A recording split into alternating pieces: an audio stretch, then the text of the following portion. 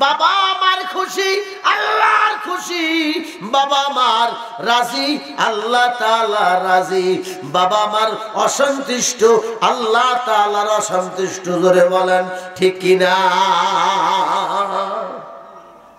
নবীজি ডাক দেয়, দুনিয়ার মানুষ রে,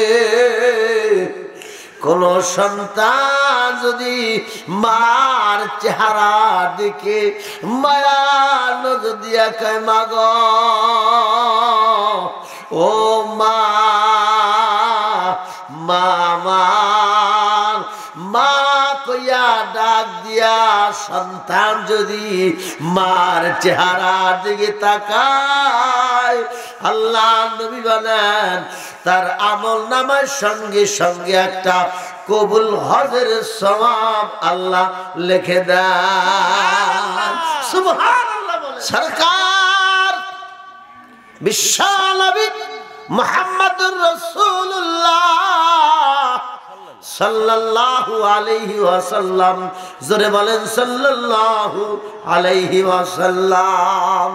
আল্লাহ নবী ডাক দেয়, দুনিয়ার মানুষ, কোন সন্তান যদি মার চেহারার দিকে বাবার চেহারার দিকে মধুর নজর দিয়া তাকায়, আব্বা বলে ডাক দেয়, আর বাবার চেহারার দিকে তাকায় মা বলে ডাক দেয়, মার চেহারার দিকে তাকায়, আল্লাহ নবী বলেন ওই মা এবং বাবার চেহারার দিকে তাকাইবার সঙ্গে সঙ্গে আল্লাহ একটা কবুল হজের সওয়াব লিখে দেয়। যুবক, মায়ের মা বলো না, বাবারে বাবা বলো না। এক সাহাবী বলো, আল্লাহর রাসূল, আমি যদি দৈনিক 100 বার আমার মার চেহারার দিকে মায়া নজর দিয়া তাকাই, ও মা, মা আমার মা, পৃথিবীতে মার মতো আপন কাউরে পাবানা, পাবানা, পাবানা। আল্লাহ নবী বলেন, ও আমার সাহাবী, যদি 100 বার মার চেহারার দিকে তাকাও, আমার আল্লাহ তাআলা 100টা কবুল হজের সওয়াব লিখে দেয়। সুবহানাল্লাহ। আমি জানি আমার অনেক মায়ের আছে, ও মা, মা গো, ও আমার মা, মহিলা প্যান্ডেলে আমার অনেক মায়ের আসছে, মা গো, ও আমার মা, তোদের মতো একটা মায়ের সন্তান আমি নূর হোসাইন নেসারি, ও মা, আমার জন্য দোয়া করবি রে মা।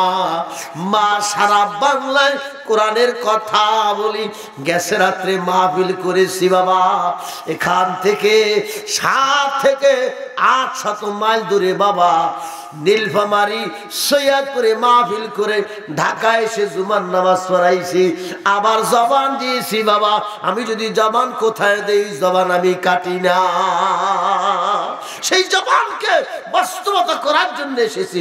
আলহামদুলিল্লাহ বলেন। এই জন্য দোস্ত বন্ধু আমার, আমি মুসাফির মানুষ, এই রমজান মাসে আল্লাহ নবীর রওজা শরীফ জিয়ারত করতে যাব বাবা, বাইতুল্লাহ শরীফ তাওয়াফ করতে যাব রে যুবক, আয় যুবক আয়, মাহফিলের ময়দানে আয় যুবক, এই হাতটা দিয়া তোদের নিয়ে মুনাজাত করব, আর এই হাতটা দিয়া আল্লাহর ঘর বাইতুল্লাহর কিনারায় দাঁড়াইয়া দাঁড়াইয়া কাঁদবো, তোদের কথা বলে আমি আল্লাহ তাআলার কাছে দোয়া করব, আমার পাক নবীজির কদমে তোদের জন্য সালাম জানাবো। যুবক রে আয়, আগামী দিন আর তোদের কেউ ডাকবে না, এই জন্য কবি বলেন, নদীর মাঝে নৌকা চালাও ওরে মাঝি ভাই,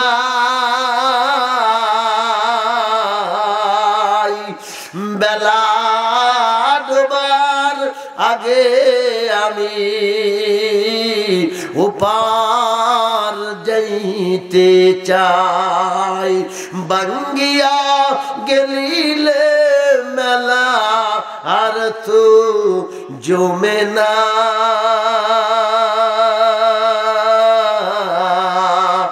বাঙ্গিয়া গেলিলে রে মেলা আর তো জমে না। আখিরি মোনাজাত হয়ে গেলে বাবা আবার 1 বছর ভিতরে তোমার কেউ ডাকবে না। জোরে বলো ঠিক কিনা? আবার 1 বছর পর মাহফিল হবে। মার কত বড় দাম! আল্লাহ নবী, আল্লাহর পরে যার স্থান বিশ্ব নবী মুহাম্মদুর রাসূলুল্লাহ সাল্লাল্লাহু আলাইহি ওয়াসাল্লাম মসজিদে নববীতে আল্লাহ নবী সাহাবীদের নিয়ে বয়ান করেন। হঠাৎ করে বাবা একটা বৃদ্ধা নারী মসজিদে নববীর দরজার সামনে দাঁড়াইছেন।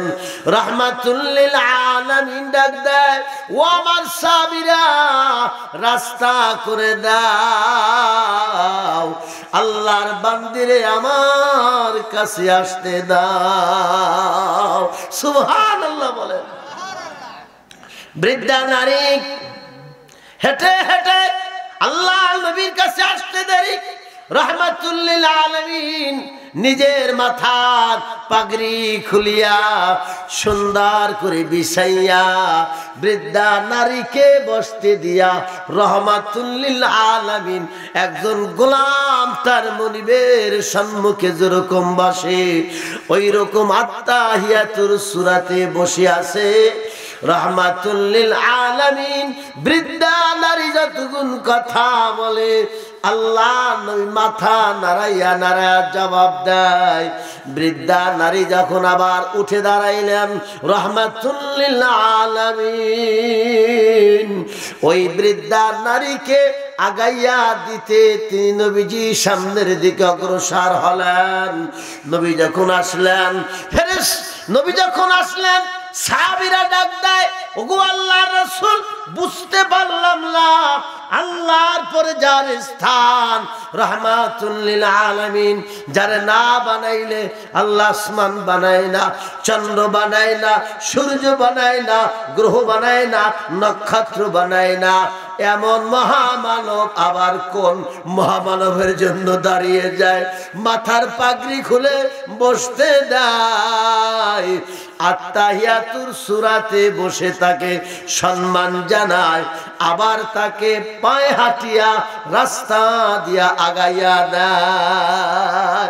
সুবহানাল্লাহ। রাহমাতুল লিল আলামিন নবী আরবি ডাক দেয়, দুনিয়ার মানুষ রে, আমার মার দুগ্ধ তেমন কিসমতে আমার নসিবে হয় নাই, আমার কিসমতে তেমন জুটে নাই। শৈশবকালে যার দুগ্ধ পান করে আমি বড় হয়েছি উনি আমার দুধমা হালিমাতুস সাদিয়া। সুবহানাল্লাহ। আল্লাহ নবী ডাক দেয়, দুনিয়ার মানুষ, এই মক্কা নগরীতে বাবা নাই, জীবনে বাবা বলে ডাক দিতে পারি নাই, আমি এতিম মুহাম্মাদুর রাসূলুল্লাহ। মায়ের পেটে যখন আমার 2 মাস বয়স, ওই সময় আমার আব্বা আব্দুল্লাহ ব্যবসার জন্য সিরিয়া বা শাম দেশে যাচ্ছিলেন। পথে মদিনার ভিতরে অসুস্থতা হয়ে আমার আব্বা জান ইন্তেকাল হয়ে যায়। ইন্না লিল্লাহি ওয়া ইন্না ইলাইহি রাজিউন। নবীজি সাল্লাল্লাহু আলাইহি সাল্লাম বহুত বড় করুণ ইতিহাস। ইতিম, ওই সময় এতিমের কোনো সম্মান ছিল না। আলাম ইয়াজিদিকা ইয়াতীমান ফাআওয়া। আল্লাহ ডাক দেয়, বন্ধুরে, ও দোস্ত, আপনারে কি আমি এতিম করে পাই নাই?